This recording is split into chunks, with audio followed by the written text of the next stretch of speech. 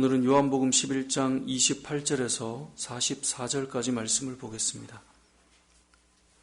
우리는 어제 마리아와 예수님의 대화를 보았습니다. 마르다는 예수님께서 늦게 도착한 것에 대한 아쉬운 마음을 전하였죠. 주님이 여기 계셨더라면. 그게 어제 본문 21절 내용입니다.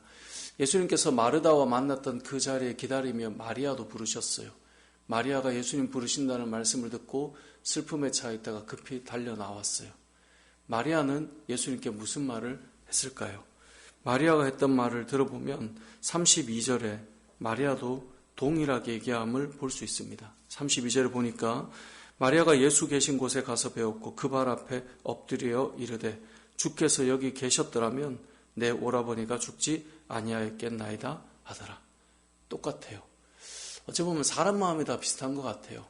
우리가 신앙생활을 하고 살아가지만 어떤 상황을 보면 이랬으면 더 좋았을 텐데, 사람이 보는 눈이나 시각은 사실 간혹 다른 사람이 있긴 하지만 대부분 비슷해요. 마르다도 아쉬웠던 마음은 주님이 여기 계셨더라면, 마리아도 똑같아요. 주님이 여기 계셨더라면, 조금만 더 빨리 왔더라면 얼마나 좋았을까. 이곳에 있던 많은 유대인들도 마찬가지입니다. 예수님의 눈물을 보고 나사로를 얼마나 사랑했던가, 그 말을 그들의 심중에 하고 있죠. 그래서 36절을 보면 이에 유대인들이 말하되 보라 그를 얼마나 사랑하셨는가. 그런데 그 중에 어떤 사람들은 이렇게 말해요. 맹인의 눈을 뜨게 한 이 사람은 왜 죽지 않게 할 수 없었더냐, 이런 말들을 하는 거죠. 왜 할 수 없었을까? 왜 늦었을까? 너무 아쉽다. 다 이런 말들을 하고 있습니다. 이 땅을 살아가면서 우리 역시 어떤 일을 보면 이렇게 했으면 좋았을 텐데 아쉬움과 안타까움이 우리에게 늘 남아있고 그것을 우리는 늘 말하곤 하죠. 근데 성경은 늘 우리에게 말씀합니다. 우리가 생각하는 어떤 사건을 보고 우리는 이랬더라면 이라는 말을 하지만 예수님께서는 예수님이 계시는 그 순간부터 이랬더라면 이라고 하는 것이 아니라 주님 이 부분을 해결해 주십시오. 우리는 기도할 영역에서 하나님 앞에 간구해야지 이랬더라면 과거에 매여 살아가는 자가 아니다라고 하는 것을 오늘 본문을 통해 우리가 기억해야 합니다. 마리아는 주님이 계시지 않았던 부분에 대해서 슬퍼하며 여기 계시지 않아서 일어난 슬픔에 대한 이야기를 하고, 그리고 마리아는 눈물을 흘리기 시작했습니다. 오늘 이 본문 33절에 보면 예수께서 그가 우는 것과 또 함께 온 유대인들이 우는 것을 보시고 심령의 비통히 여기시고 불쌍히 여겼다라고 말씀해요. 우리가 주일에도 말씀을 나눴지만 성도의 삶에 필요한 것이 있다면 저는 늘 눈물이라고 생각합니다. 그럼 은혜가 있는 사람에게는 늘 눈물이 있습니다.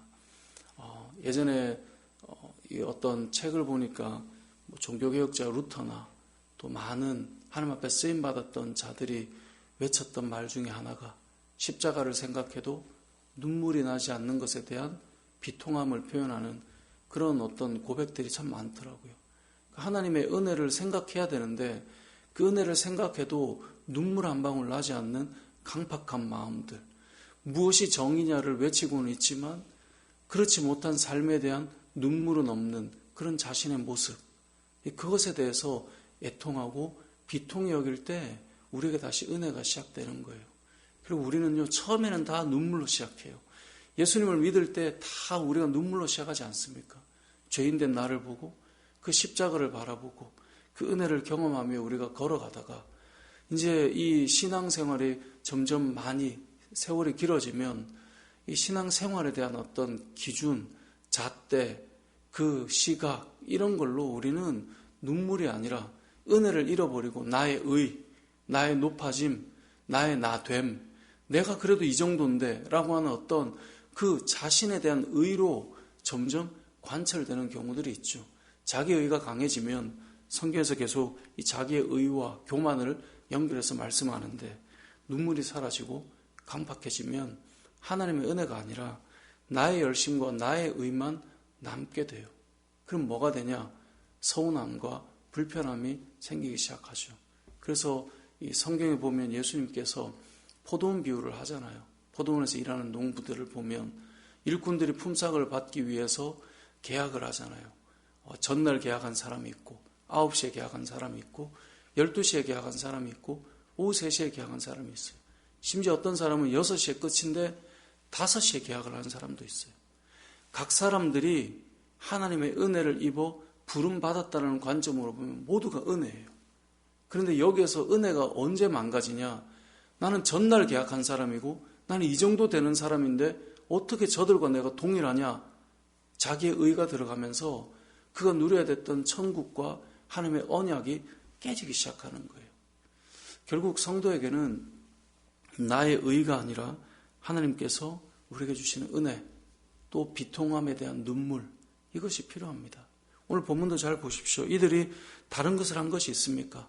안타까운 마음을 표현하고 눈물만 흘렸을 뿐이에요.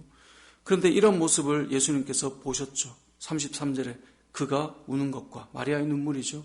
또 함께 온 유대인들이 우는 것을 보시고 그간의 나사로와 이 두 자매가 얼마나 헌신된 사람들이었어요. 그 집을 많은 사람들을 초대해서 먹이고 또 예수님 말씀을 전할 때 그 장소를 빌려드리고 그랬던 자리였기 때문에 함께 했던 유대인들은 그들을 생각할 때 눈물이 났던 거죠. 그 모습을 보시고 예수님께서도 심령의 비통히 여기시고 불쌍히 여기셨다라고 말씀하시고 그뿐 아니라 35절에 보면 예수님께서도 눈물을 흘리셨다라고 되어 있습니다. 우리가 이 땅을 살아가면서 왜 찬양 가사도 그런 부분이 있는데 아버지의 마음이 있고 아버지의 눈물이 있는 곳에 우리의 마음이 있기를 원합니다. 우리의 눈물이 있기를 원합니다. 하나님께서 우리 인간처럼 의인화되어서 표현할 때 저와 여러분을 바라볼 때 우리의 인생의 고달픔을 볼 때 눈물을 흘리는 그런 인생을 살아간다는 것 얼마나 귀한 삶이겠어요. 그렇게 예수님께서 눈물을 흘리시고 끝내는 게 아니죠. 이 눈물은 단순히 인간적인 눈물이 아니에요.